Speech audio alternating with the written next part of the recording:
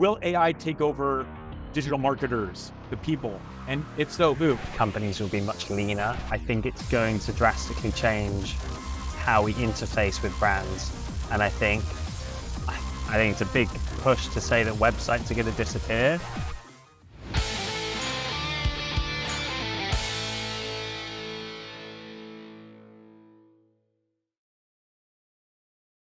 Hello there, everybody. I'm David Didier, the founder of Win at Ecommerce, email marketing agency, master platinum partner. And I'm here today and joined by Reese, who is our head of strategy.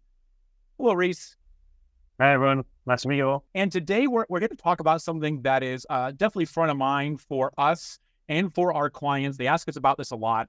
And that is, the status of AI in digital marketing, and will AI take over digital marketing? So I brought Reese on today because he's got a lot of unique perspectives when it comes to AI, as do I. And we figured we'd do like a question and answer session and both give our opinions on some of the big questions that we've been asked externally and some questions we've had internally as well. So with that said, Reese, why don't you fire away with question number one, and I'll go from there and we can start talking. Yeah, I think to give everyone a little bit of context, it would be a good place to start asking, what is AI marketing? Perfect. Let me give you my 2 cents on this. So AI in marketing and in digital marketing is the use of, artificial intelligence to enhance marketing or to help you in your marketing efforts. I think it's really important that when you look at the word AI, you remember that the A part is artificial. It's artificial intelligence. So as we talk about these acronyms like LLMs and large language models and all that, we need to realize at the end of the day, all that's happening in there is an algorithm, a very sophisticated one, is looking at a sentence structure or a query sent to it and using predictive intelligence to artificial intelligence to determine what the next word should be. And it's pulling from a lot of sources. So what I think is really important as we begin this conversation today is to realize this is not the kind of intelligence that's going to rise up and take over the earth. It's not the kind of intelligence that is, going to take over all your digital marketing. But really, I see today the state of AI is very narrow AI, in so much that it's a friend or a co-pilot, which has been an often used term, in helping in your efforts. So what I would say is, what is AI in digital marketing? To answer that quickly, is it's a series of tools, likely already built into a lot of the tools you use today, that help and enhance the use of the tools to empower you as the user to get more out of the tool. And one quick example would be, we're a Klaviyo, agency, and recently some of their tools, like the predictive lifetime value of a customer, has suddenly received the AI tag. Like now it says AI next to it. It has always been there to predict lifetime value of a customer, but because AI is such a big buzzword today, like everyone's calling it out everywhere. So I think these kinds of tools have already been out there. Today, they're just getting more prominence because of OpenAI and all that. With that said, Reese, what did I forget, or what else can you add to that? No, I think you hit the nail on the head. There is probably a lot of tools and platforms that have always been there, but now taking advantage of the popularity of the term AI. But yeah, I mean, it's been a crazy year with updates, especially from OpenAI, ChatGPT, on the kind of copywriting front. That's had a massive impact on the copywriting industry within marketing. And yeah, we're seeing lots of marketers use some of these tools in interesting ways. Do you want to jump into a few examples of how that's been done so far? Yeah, totally. Let's do that. Let's talk about the latest advancements. You're really up to speed on all the newest stuff from OpenAI. So why don't you discuss that a bit? Yeah, I mean, literally as of the last 24 hours, they've released an article on their website announcing the next update that is soon to be rolled out over the next couple of months for ChatGPT. It's essentially, the title of the article is ChatGPT can now see, hear, and speak.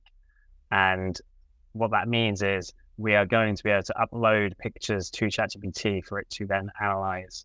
And I think the example in the article was, you need help with your bike and you take a picture and and it will walk you through the steps based on what it can see in your image.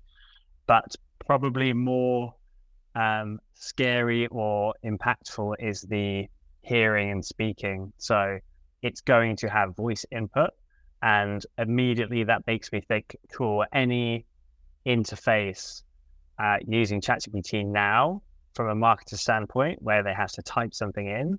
You see a lot of people sending voice notes instead of text. It is more efficient, and for a lot of people, just more enjoyable and less time consuming and less draining to speak into your phone or computer rather than have to type something out. Of course, because it's much easier to speak than it is to sit there typing. So I think there's going to be tools currently used for copywriting, or say you're using ChatGPT for strategy, like instead of sitting there typing something out, you're probably going to feel, I think strategists are going to feel more comfortable speaking into their phone, into ChatGPT to get certain results out. So that's super exciting.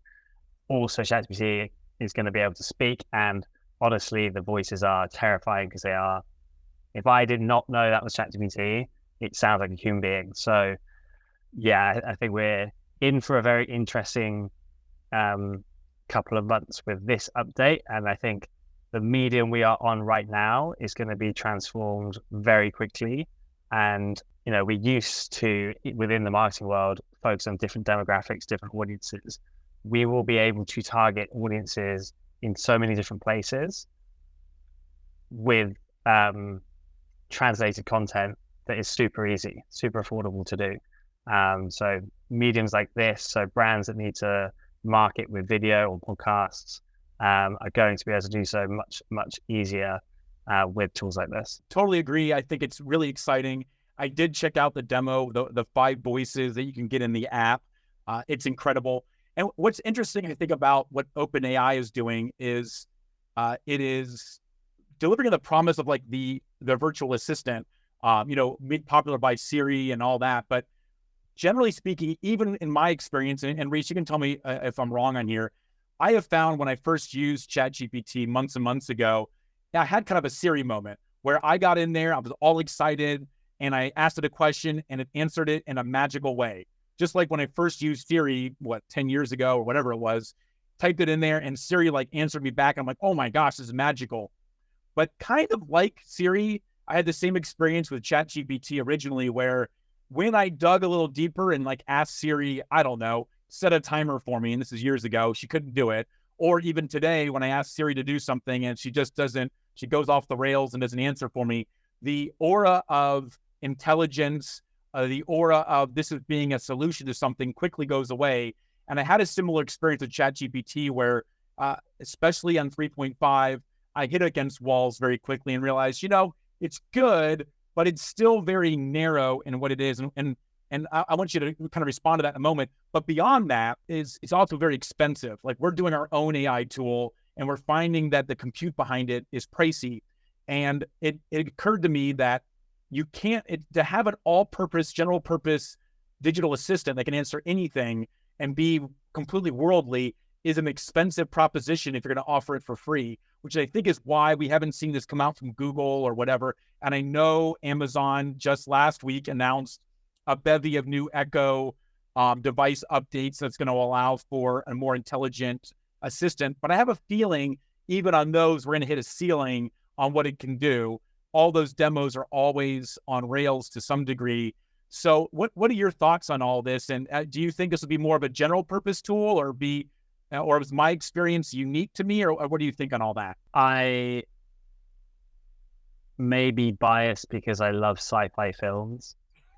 I don't mean that like all the really obvious ones either, but there's been some pretty good films that look at the future of AI or our world with AI in them. I think that updates like this, yes, cost can be an issue, but it's going to come down. I just think it's inevitable, so it's more of a question of time.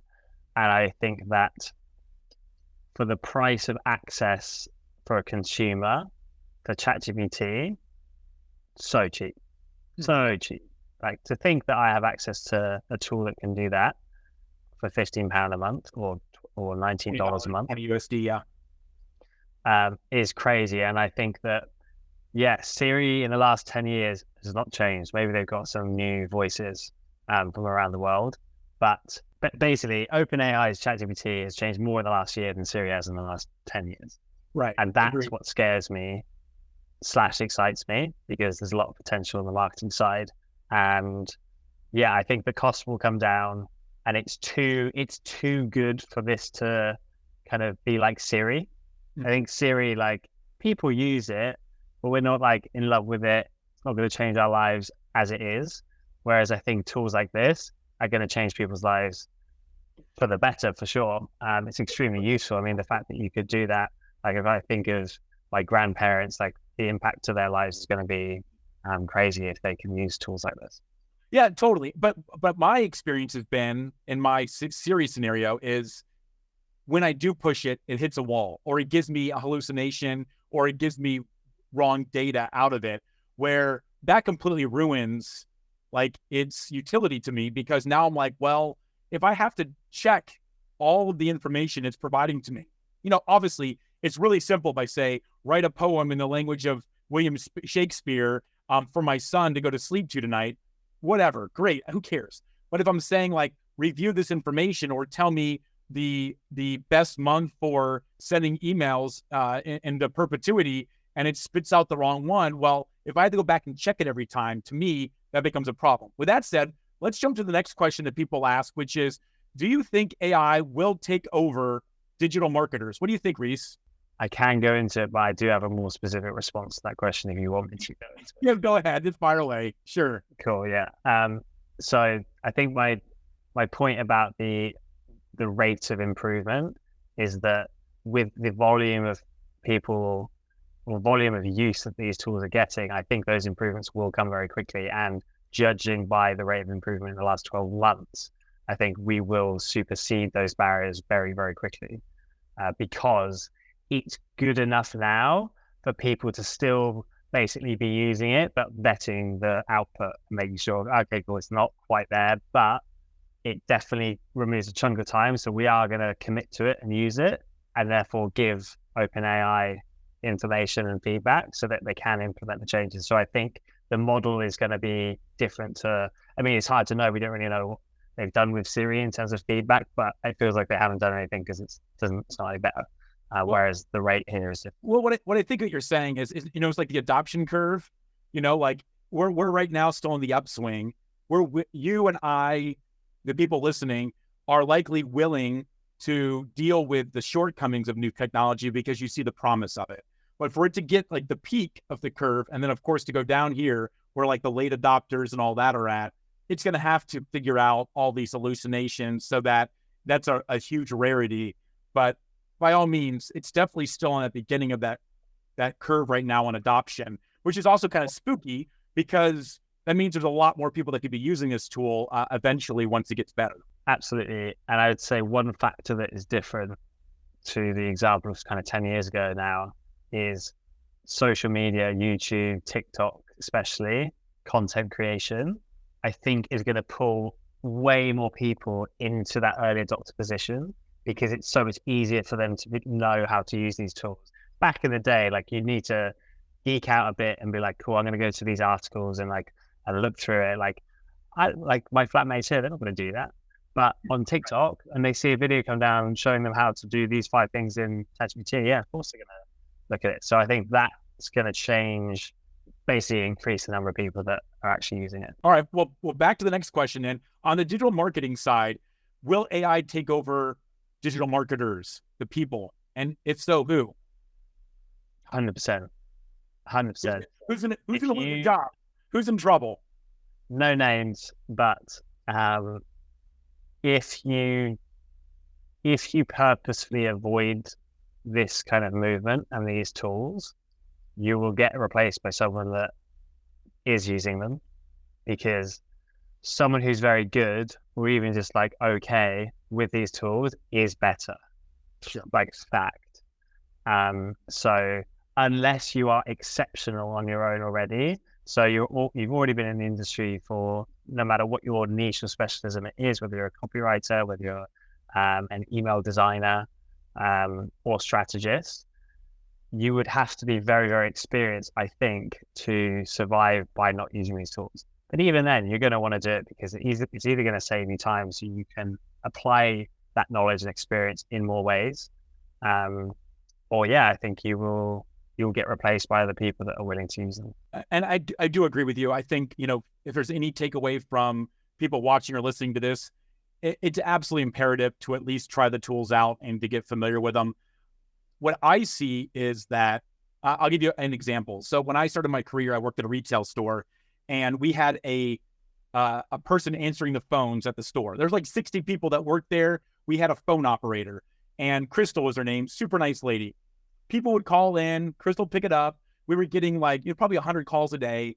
And most often she didn't have the answer to the technical question. It was a computer company. So she'd have to transfer to somebody else, there, and they'd have to walk back to Crystal's desk and answer the phone and go from there. And about a year and a half after I was there, that position was eliminated, and it was replaced with portable phones. So then we had 4 portable phones in our store, and a manager had one and 3 team members on the floor had it. So now, instead of the call going to Crystal, it rang the 3 team members, and if they didn't pick up, it rang the manager.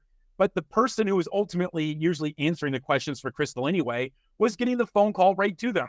And the question was, is this part in stock? You're like, all right, you can walk over the shelf and say, yeah, I see it right now. I can hold it for you, customer service or something. And so what happened there was technology came. In this case, it was just better cellular technology, cheaper cellular technology to roll out at a retail chain.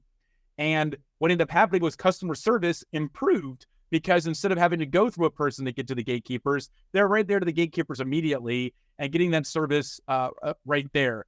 And I think today what that looks like is the same thing. And if I think about like a work time where you've got the tactical people at the bottom of the pyramid, managers and the executives on there, like a lot of things in life, the work is moving upward. So that person on the floor was way more technical and higher paid than Crystal was. And unfortunately, Crystal, she didn't lose her job. She got moved to another position. Don't worry about Crystal. But she, her job was eliminated in such that now the people that were higher up the food chain were now tasked with doing more. And it goes back to the same thing I say in the 1950s when dishwashers and washing machines were being advertised to house moms across America. Get this dishwasher, you'll save all this time to have more free time. Buy this washer and dryer, it'll save you time. What happened? Did it save them time? No, because they had that free time, they had time to do more other stuff, other chores around the house. And I do believe, although it sounds wonderful, that in 20 years, we'll be sitting back as people doing nothing and AI will run everything. The harsh reality is, in fact, with AI, I believe that a lot of the workload will move up. So that instead of the content writer writing the content, maybe that manager now is writing the content for them, because all the content has to go to that person anyway. And now that person's tasked with doing the job of maybe 2 or 3 content writers. And now maybe with AI, they're going there. What do you think about that? Is that on the right track in your mind, Reece? Yeah, I think it's a gradual consolidation of skills and positions. Companies will be much leaner. And what I don't know yet, or haven't considered, is what does actually happen to those people that do get left behind. Well, I think frankly they need to learn it. I mean, the answer in my mind is, if you're I'm just giving you from our world, if you're a copywriter concerned about your job, learn AI, learn ChatGPT, get a subscription, get great at it. Because if you ever were to be on the chopping block, or even before that happens, what can you do? Well, maybe if you're paid on a per output basis, you can start doing more output at less price per output. But at the end of the day, it should take you the same amount of time. In fact, you can maybe make more money. The idea is how can you get ahead of this? As I'm thinking about it on a big scale, a lot of companies in America are already kind of moving things around. But I do believe people and middle-aged people and older are going to have a hard time adopting this new technology. And they're going to look to younger people to be the ones that adopt it. But again, like it always goes back to every generation. The generation here always looks at the younger generation and says how lazy they are. And I heard it when I was younger. I'm saying it now about people younger than me. But at the end of the day, you could do way more work, get way more work done, be more productive than people were, 30 years ago. Think about the 1980s. Like you had to call somebody to get anything done. You had to fax them. Like email was a nascent technology. And today now, like I'm talking to you, Reece, you're in Europe, I'm in America. We're having a conversation right now. This would be impossible 30 years ago. And I think what we're going to be seeing is an ever increasing amount of efficiency, but also more and more responsibility on people to get more and more work done by using these tools is kind of my takeaway. Yeah, I think it's the biggest focus right now is time. Right. However, I also think that it's an incredible, I'm talking specifically about the LLMs, the language models, ChatGPT. I think it's an awesome opportunity to improve quality as well. Mm-hmm. And I think that's not just resigned to the output of like, hey, write me an email. It's like you put your email in and it's like, hey, what is wrong with this? What has been missed? What would be objections someone has when they read this? What emotion are we not hitting through? And it's as with a lot of things, it's like, what are the questions you're asking? Because it's the great questions that lead to the best output. And I think we can leverage these tools to ask them better questions about the output we do have, or even the output it's come out with, and get it to kind of test itself. And I think that's an area that I don't think a lot of people are using yet necessarily, because they're just thinking in a binary, like, oh, I give it a prompt and it gives me a response. No, treat it like it's your free like mentor that no one knows you have. Ask it where you're falling short, and therefore use it to learn quicker and be even better than the other people you're now competing with that are just using the tools. It's like you're using the tools in a way that they haven't even thought of. Sure. And you're so much further ahead because you're actually, at the end of the day, we're still human beings, we've got neuroplasticity, and you're leveraging this tool to like learn so much quicker. And you'll be an even greater force in the marketing workplace. I love that. Well said.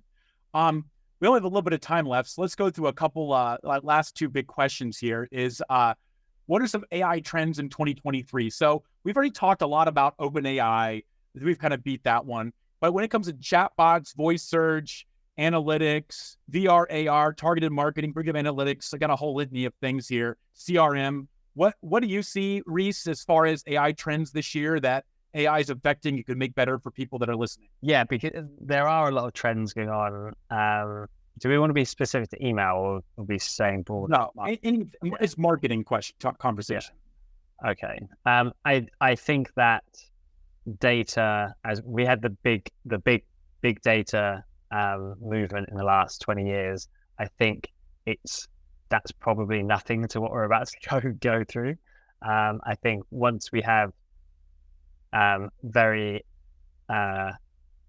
proficient algorithms that actually use some sort of artificial intelligence to look at data and customer behavior on websites and apps and content, I think that's going to unlock crazy abilities for marketers. Probably they still be using pretty standard tools to do stuff with that data, but the insight they'll have about people they're actually trying to speak to is, I think it's going to be a whole new level. I like what you said about big data, and you're right. The problem with big data is that it's big, and it's hard to unearth and unlock out of it meaningful insights. One of our first clients that we had at Win at ecommerce, they had me add an addendum to the contract about their data of their clients. And, I added it, no problem whatsoever. And of course, we'll be good with it. But the funny part is the data they had, they were doing nothing with. Like, what do they do? Maybe they sent a mailer out every year, or maybe they, emailed them once in a while, but they have no idea what that data really means and what it represents and what they can do with it. And I think we're really good right now at producing big data. Heck, they say that an AI-driven car produces like 4 terabytes of data a day. Wonderful information, but if you don't process it, if you don't break it down, if you don't make it and unearth it, it's worthless. It's noise. I hope that AI with big data goes a long way. And on some of those tools I mentioned a moment ago, I think analytics is where AI could really advance. I have seen some good chatbots that are out there now that make chatbots worth a darn. I would say in the past, most chatbots that I've seen are poorly programmed and really don't do a good job and are more annoying than anything else. So I really am hoping for a chatbot renaissance with AI because it's been awful. And I think both of these things we're talking about is a better delivery of customer resource management, CRM on the sales side. And in our world as a CDP, the customer data platform side is how can we leverage AI to help inform us about that unique segment of customers who we're doing a poor job of marketing to, that we can make a bespoke email that for like a fashion brand, instead of just talking about this blouse or whatever, we're talking about blouses that are yellow in this size because I know that's who you are. And for me, that kind of unlocks my final question here is, will AI hurt digital marketing or will AI help digital marketing? And Reese, what do you think about that? It's down to you as the individual. Some people are going to be like, oh, it's hurting us. Some people are going to be like, this is the best thing that's ever happened. And I'm one of those people that I think it's a great thing. There's going to be negatives, but hopefully we are capable enough to tackle them, turn them into positives. Yeah, I mean, I can't wait. Don't get me wrong. I'm like that update yesterday, and I listened to the things. You talk about chatbots. I do think that the next stage now, based on what I saw yesterday, is voice assistants, and I think it's going to drastically change how we interface with brands. And I think it's a big push to say that websites are going to disappear, but I do think the way people do shop is going to drastically change. And if I can speak to my voice assistant that does sound like a human being and outputs very well, like ChatGPT is already doing, but via voice, I might be walking down the street and be like, hey, I need some new Nikes. I want orange. Like, I don't want to spend more than 100 quid. Ideally, it comes next week. But it has to be shipped to London, and I don't want to spend more than £10 on shipping. If I can do that via voice note and save having to go to a website, sign up for 10%, I'm doing that. And I don't think that capability is far off for the big brands. And then it's only a question of time before that trickles down. So we could see a very interesting change in interfacing with brands. And I think that retention will still stay, but it may transform. And I don't know if it's that emails disappear or SMS disappears, but maybe brands transitions to voice notes, or they send messages to your voice note, your voice assistant, and your voice assistant's like, oh, hey, Nike's got a sale on this weekend. It's just for you because you already bought 10 products already. Speaking to me as like a human, I'm going to love that. Or is it there's a Nike rep and Nike has its own new brand voice that speaks to everyone via these voice notes? I know that WhatsApp have now got their channels feature, which I think is huge. So brands can be on WhatsApp and send direct messages to you via WhatsApp. So there's going to be some really interesting interface changes over the next couple of years as well. Listen, I love your optimism. I think a lot of those will come around. I want to take a little bit more of a pessimistic route, but not fully pessimistic. Will AI hurt digital marketing? I believe ultimately we're entering the golden age of digital marketing, where it's more important now than ever to be locked in on AI and be really thinking about the customer experience, like you just mentioned in your scenarios. But I also think that I've seen a lot of hype in technology. I've been there through the 3D TV phase when that was going to be the next big thing. I've been around during, even the early 2000s when Webvan and all the pet delivery service was a big thing and was really exciting. And, even with AR, VR lately, and where that's gone. And then the most famous one, I think, is self-driving cars, where, 2019, we were promised by Elon Musk that robo-taxis would be everywhere. And as of right now, there's very limited robo-taxi service anywhere, and it's causing a myriad of problems with fire departments and all that. So I believe, although it seems to us maybe on the early part of the curve that this is inevitable, it's happening quickly, and it'll be here soon, I think in reality, it's going to take a little bit longer than what we think. I believe all the scenarios you just presented will likely occur. But I will say a lot of those have already been suggested in the past. And for one reason or another, like Google Shopping was trying to make the Google Assistant, monetize it by allowing it to talk to you to buy something, right? And Alexa started Alexa started so you could buy something from Amazon by voice. And at the end of the day, both of those failed. And, I don't know why they failed. It is not my problem. But is AI the solution to get people to buy? Because the reason I think that the Google Assistant and why the, Alexa died on the vine is because they weren't able to monetize them through purchases and sales. So I think is a lot of opportunity, but I still think, maybe the fact that it is more of a very easy back and forth. One of my concerns would be if you're talking to your phone to buy your new pair of sneaks, like who are you talking to? Is it directly the brand? Because then you have to have like 20 of these assistants on your phone as different apps to talk to them. Or is it one master one run by OpenAI, in which case we're right back to where we were with Google and Amazon in the first place, which I think a lot of people are upset about. And, these problems will get worked out over time. But I do believe that for those people, and this is kind of my final piece here, is those companies that are willing to embrace what's out there today, just stay in the forefront, realize the good and the bad, you're going to be okay. You're ahead of the game, and use it when you can and make yourselves do even better work and produce, better copy and make better art. That's what I think our opportunity is in front of us. And a lot of these new tools will trickle down, not just to big brands like you said, Reese, but to, I think, the rest of us pretty quickly with Shopify and all that leading the charge. So that's all I'm going to say on that. Any closing remarks, Reese, on your end? Yeah, I think, I want to go back. I can't, but we don't have time. Well, I could spend another hour on this. Yeah, I mean, I think my prediction is there will be OpenAI will bring out something like we have plugins now. Sure. Companies will vie to get placement on there. And so you'll go in there and you'll kind of like, it may even be an operating system, which is a big suggestion because Apple kind of dominate right now. Well, Google and Apple dominate, but I can imagine there being a kind of an OS where you can kind of access different apps, or the brands let you connect into their things so you can access it via one assistant. But I do think that the biggest difference to Alexa's, I mean, my parents got an Alexa, and my mum and I find it pretty funny when I talk to her, like, hey, what's your favorite? Like, and it's funny because she's like, da, da, da, da, da, da, da.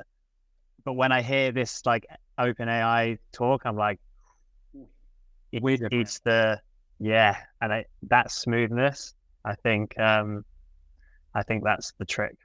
So that's what we're talking about. This is exciting time. So with that said, we're going to wrap up here. Our company's Win at E-commerce, winatecommerce.com. We have a new website in the works that maybe by the time you see and listen to this will be up and ready to go. We are an email marketing agency that's a Klaviyo Master Platinum level, and we'd love to work with you. Just go to the website, click on there, fill out the form for us to do a free evaluation of your site to tell us how we can help you.